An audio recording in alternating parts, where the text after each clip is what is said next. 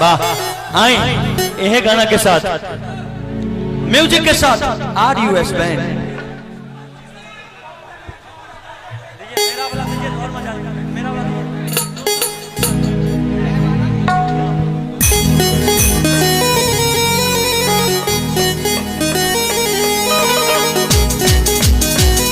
क्या बात है।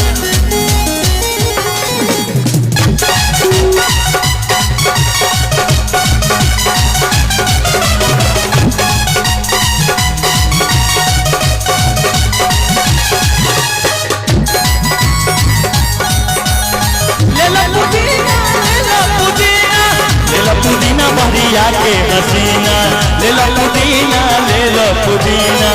अब निशा जी हम चाहते हैं रहुआ गई किन बारू हमर ललिया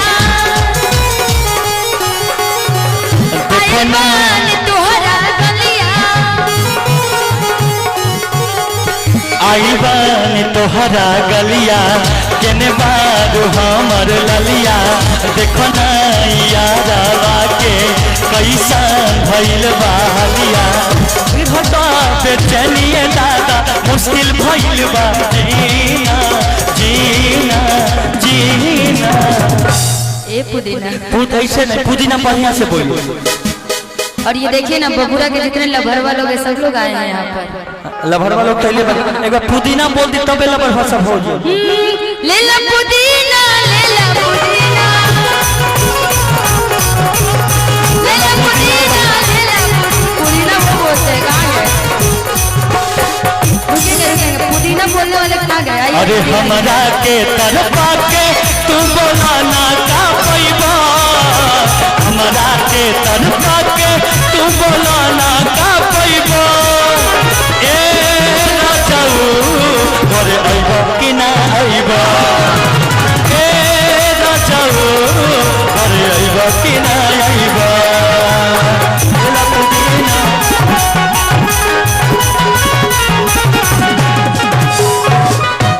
आप देखिए निशा जी कहा करे लड़का निकला ना निकला जल्दी निकला बहरवा निकला ना निकला जल्दी निकला बहरवा मिले खातिर आइल तोहा मिले खातिर आइल तोहा गाँव के लभरवा मिले खातिर आइल तोहा गाँव के लभरवा मिले खातिर आइल तोहा पुदीना ले लो पुदीना।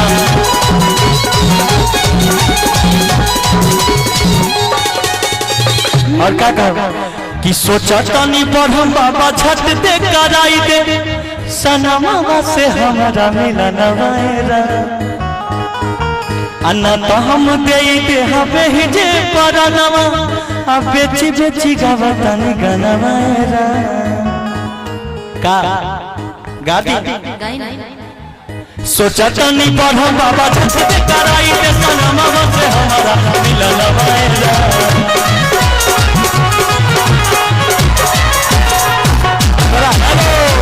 हेलो ऐसे नहीं होगा। इतने लोग देखिए कितने उत्सुक हैं इनको डांस करके दिखाइएगा तभी लोग समझेंगे कि आप गाते है ना भाई है ना। डांस करके दिखाना होगा। शिवेश जी हाँ जी मेरा 95 लाख लोग मुझे फॉलो करते हैं। निशा उपाध्याय के नाम से मेरा पेज है और निशा आप जुड़े हैं ना। लेकिन एक बात है सुनिए आप लड़की हैं लड़की जब तक कुमारी न तुम्हारी न हमारी लड़की सरकारी। तो यहाँ मैं समझ सकती हूँ ठीक है मैं थोड़ी देर के लिए सरकारी हूँ क्योंकि मेरे से इतना जनता प्यार करता है मैं किसी एक से प्यार कर सकती हूँ जी नहीं ना। मेरे से इतने जनता प्यार करता है तो मैं सबसे करूँगी। तो हर दिल है कि चार्जर कहीं लगा ले लो तो हर दिल है कि चार्जर कहीं लगा ले लो कब न मुस्कुरा लो तुम क्षण में रूठ जालो तुम कैसे पल में बीत जालो।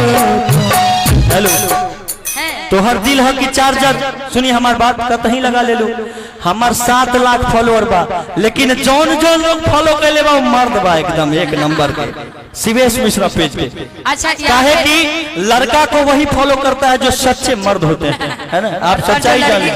जो लड़की को फॉलो करते हैं वो क्या होते हैं? वो भी मर्द होते हैं। तब तो फिर हर घर में लड़की को फॉलो करने वाले उसका पति होता है, तो वो क्या होता है? लेकिन एगो बात बोले, अपनी पत्नी किसी को अच्छी लगती है? निशा जी, अपनी पत्नी दुनिया में किसी को अच्छी नहीं लगती।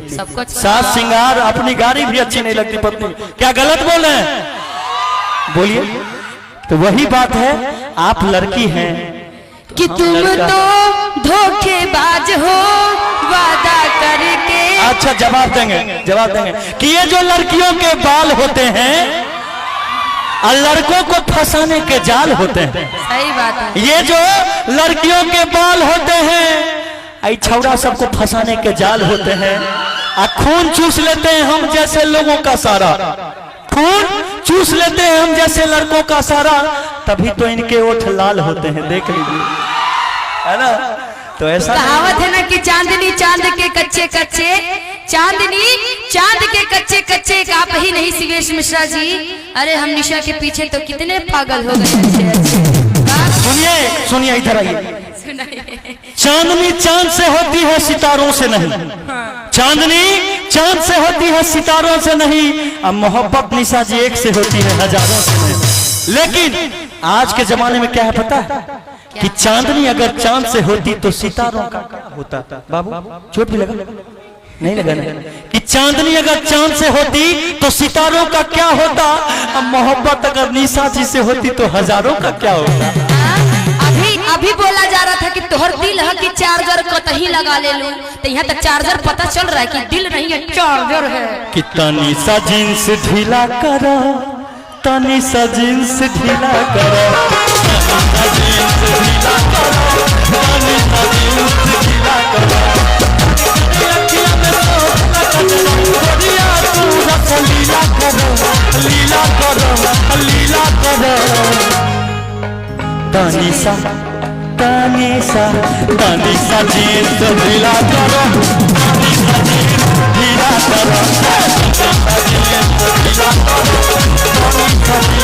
ढीला करो।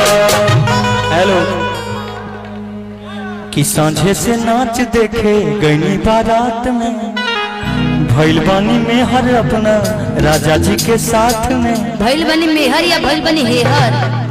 मेहर कहे कि मेहर हेहर में दोनों अंतर होता है। अच्छा। देखिए ये 2 उंगली है, एगो बड़ा है एगो छोटा है ना? अच्छा, हाँ। अब आप बोलिए क्या बोलना चाहते हैं भाई को? एगो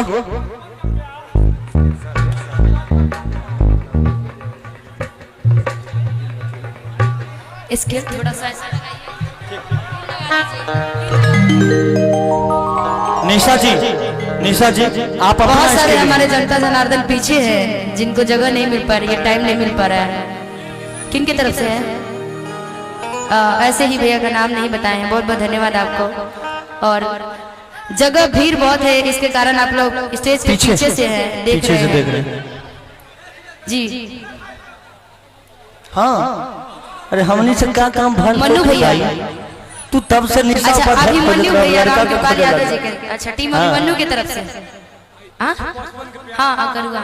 अच्छा टीम अभिमन्यु की तरफ से। क्या बहुत बहुत धन्यवाद निशा जी को बचपन का प्यार। हमारे टीम अभिमन्यु के सक्रिय सदस्य यहाँ बहुत सारे लोग आए हुए हैं, बहुत बहुत धन्यवाद। धन्यवाद सभी लोगों को प्रणाम। आप पहले अब निशा जी 2 गाना गाइए, हम थोड़ा आराम करेंगे। तो के बाजी मत करिए, इधर आइए। तो कि जान मेरा जाने मन, सच कहता ये मन, अब बचपन का प्यार मेरा भूल नहीं जाना रे। जान मेरा जाने मन, सच कहता है मन, बचपन का प्यार मेरा भूल नहीं जाना रे। इतना ही नहीं जानते सीएस जी आप? जैसा तेरा प्यार है वैसा मेरा प्यार है, बचपन का प्यार मेरा भूल नहीं। लेकिन यहाँ पे बूढ़े बाबा देखे ना, ये जो बूढ़े बाबा है ना, इनके बूढ़े के लिए सुनिए ना, ये जानते क्या कहते? क्या आपसे भी जवान दिख रहे हैं, देख रहे हैं? जो जवान नहीं देखते वो बुजुर्ग देख लेते हैं, जो जवान नहीं देखते वो बुजुर्ग देख लेते हैं। उम्र के हर मोड़ पर अपनी गाड़ी ब्रेक लेते हैं और जरूरत पड़ने पर दूसरे के तवे पर अपनी रोटी सेक लेते हैं। इसीलिए इनके लिए जानते क्या कहना है कि बुढ़वा मलाई खाला बुढ़िया मलाई खाले बुढ़वा खाले लपसी, बुढ़वा मलाई खाला बुढ़िया खाला लपसी, मलाई खाले बुढ़िया खाले लपसी, केहू से काम ना पतोहिया पिए पे फसी, केहू से काम ना पतोहिया पिए पे फसी, केहू से काम ना पतोहिया पिए पे फसी, बुढ़वा मलाई खाले बुढ़िया खाले लपसी, मलाई खाले बुढ़िया खाले लपसी, बुढ़वा मलाई खाले बुढ़िया खाले लपसी।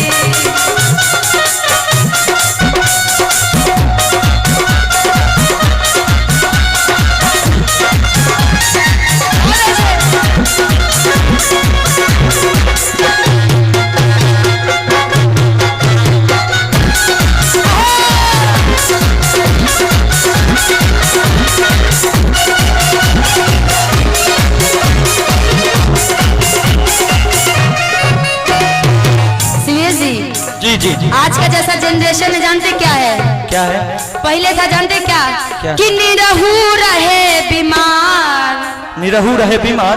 पहले था कि निरहू रहे बीमार, निरहुआ सटल रहे, निरहू रहे बीमार, निरहुआ सटल रहे, निरहू रहे बीमार, निरहुआ सटल रहे। पहले था कि निरहू रहे, पिता का नाम गणेश, पिता नाम गणेश महतो, अमन कुमार, मशाद के रहने वाले हैं। इस शायद खो गए हैं, अमन जी खो गए हैं। तो पिता जो भी हैं इनके गणेश महतो जी, आप कृपया बच्चे को ले जाएं, मंदिर परिसर में है आपका बच्चा सर। जानते हैं पहले था कि मैं निरहू रहे बीमार, निरहुआ सटल रहे। अब क्या जी पहले था कि निरहू रहे बीमार, निरहुआ सटल रहे। जब से ये जनरेशन चेंज हुआ